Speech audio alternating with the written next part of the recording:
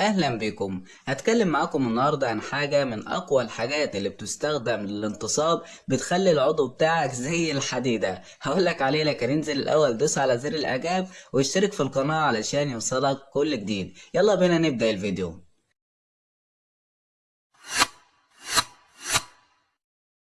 هتكلم معاكم النهارده عن حاجه اسمها سولفترا اقراص. سولفترا اقراص من الحاجات اللي بينطبق عليها المثل اللي بيقول لك قد النمله ويعمل عملها. يعني انت لو بصيت عليها كده من اول نظره تقول هي الحاجه الصغيره دي هتعمل حاجه. احب اقول لك ان الحاجه دي من اقوى الحاجات اللي بتعمل انتصاب قوي وشديد جدا جدا جدا، وده عن تجارب ناس كتيره. سولفترا اقراص زي ما حضرتك شايف كده علبه صغيره بتتكون من شريطين، كل شريط بيتكون من قرصين. سعر العلبة كلها حوالي 43 وربع، يعني الشريط هيبقى واقف فيها بتاع 11 وشوية. بتستخدم سولفترا راس قبل العلاقة من ساعة لساعتين مع كوباية مية كبيرة، وبعد كده بتتعامل بتجيب معاك نتيجة كويسة ونتيجة سريعة جدا جدا جدا. لكن في بعض الحاجات اللي لازم تاخد بالك منها لما تستخدم سولفترا راس.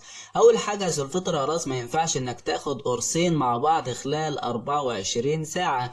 تاني حاجة، ما ينفعش انك تقسم القرص، لازم القرص تاخده كله على بعضه. تالت حاجة، ما ينفعش انك تاخد سلفطر اقراص مع اي حاجة بتحتوي على مادة اسمها فاردينافيل. رابع حاجة، سلفطر اقراص مرخصة من وزارة الصحة، يعني حاجة امنة جدا وملهاش اي اضرار. استخدمها وان شاء الله تجيب معاك نتيجة سريعة جدا ونتيجة قوية جدا جدا جدا. وزي ما وعدتكم في كل فيديو، انا مش دكتور ولا صيدلي، لكن بجيب لكم حاجات ناس جربتها وجابت معاها نتيجة كويسة، فبقول لكم عليها على اساس ان اجيب برضو معاكم نتيجة كويسة. لكن ما تستخدمش اي حاجة غير لما ترجع للدكتور او الصيدلي، لان هم اكتر اتنين هيقولوا لك الحاجة دي تنفع معاك ولا لا. ونتقابل ان شاء الله في فيديوهات تاني. سلام عليكم.